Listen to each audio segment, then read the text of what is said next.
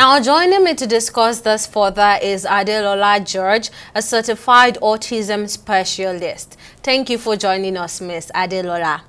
Now, what are some common misconceptions about autism that you would like to dispel? Of course. Hello, everyone. Good evening. Happy World Autism Awareness Day. Um, Common misconceptions.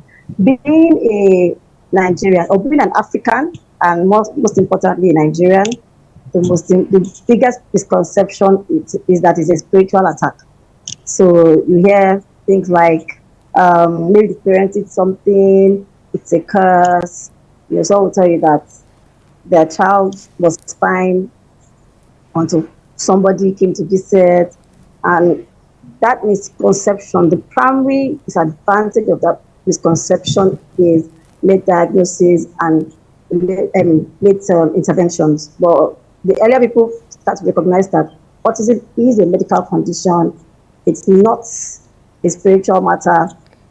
The earlier we get diagnosis and the earlier they will seek for intervention. Other misconceptions are that it's rich man's disease or white man's disease. Some will say it's for only the rich. Some will say it's for only white people. It's not white people. It cuts across nations, cuts across statuses. There is no social status that is exempted from autism.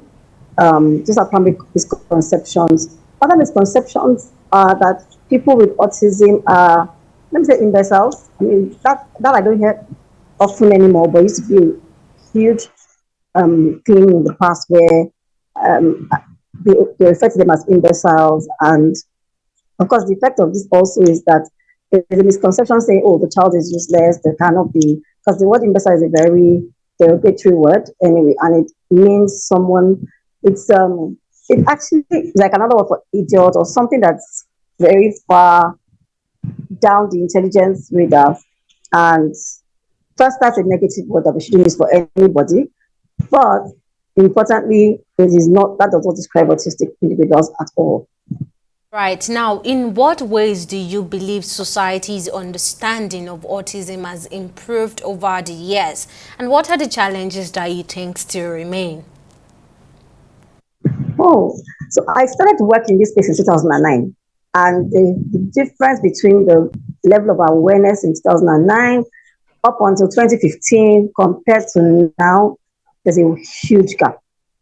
I live in Lagos, and there maybe only a few people in Lagos say that they never heard of what autism before. While there can still be misconceptions, so people now have that autism in their minds.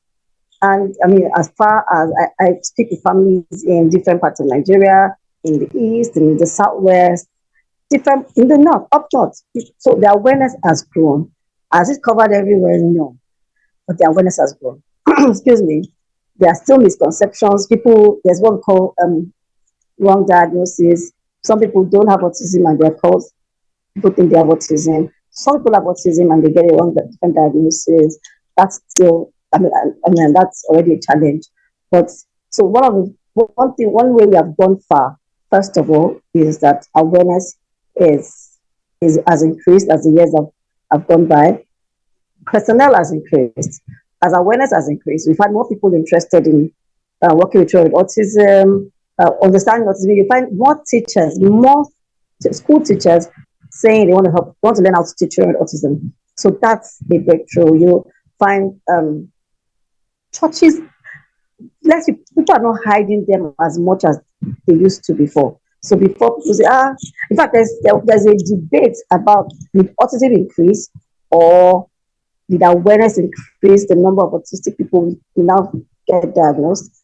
Well, I tend towards the side of the debate that says that because of the high, as awareness has grown, people are bringing their children out, more people are seeking for help. So that's one, those are the positive sides. There are more personal schools, there's more inclusion for autistic individuals or let's say children. However, what are the challenges? Interestingly, the same thing that I said, the pluses can also be challenges because we still, as much as awareness has grown, somehow there's still misdiagnosis.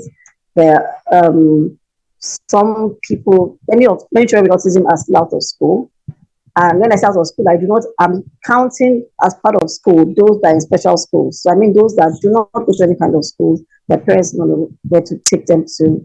They are in states or communities where there's no one that understands the condition, and so they are kept at home. We still have issues with personnel. We don't have enough hands. We don't have enough trained hands in Nigeria, although that has greatly improved. What are other challenges that we have? Across the world, to be honest, so Nigeria is not limited. There's we still have not been able to create a more sensory um, friendly environment for persons on the spectrum. However, in my experience, I feel like most Nigerian children on the spectrum seem to be adjusting quite well to the different sounds that they get here. Because if we have some who are very sensitive to sounds, and somehow parents are finding ways to help their children cope better in the environment without demanding too much.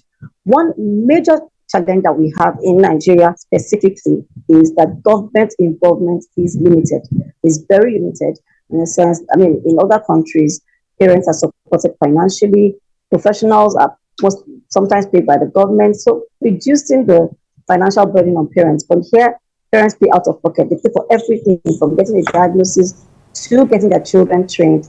All of these are our current level, our current experience as a nation. All right, Miss Adelola, sorry for cutting you short. Now, I remember you Yes. cited issues where people have misconception of autistic individuals being imbeciles. Now, how do you believe we can generate and promote greater understanding and acceptance of individuals with autism in the society?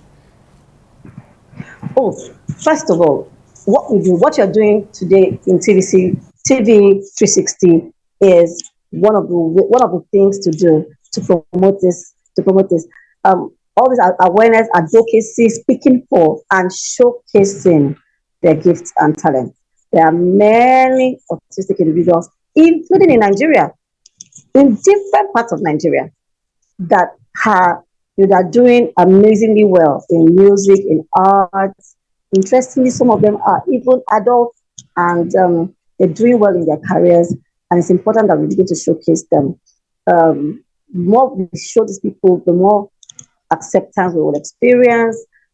The and the more hope parents will have. I think that's it. When parents have hope, they will speak more for their children. It's important that parents, anywhere in the world, that you find the voices, the loudest voices for children with autism, let's say children in particular who are autistic, are parents. And if parents are hiding, then they cannot speak for their children. So the more we showcase these gifts, we have actors, I mean, every year there's an exhibition here in Lagos by young autistic people. They are not even adults yet. They are preteens and teenage years. And every year we get to see their artworks.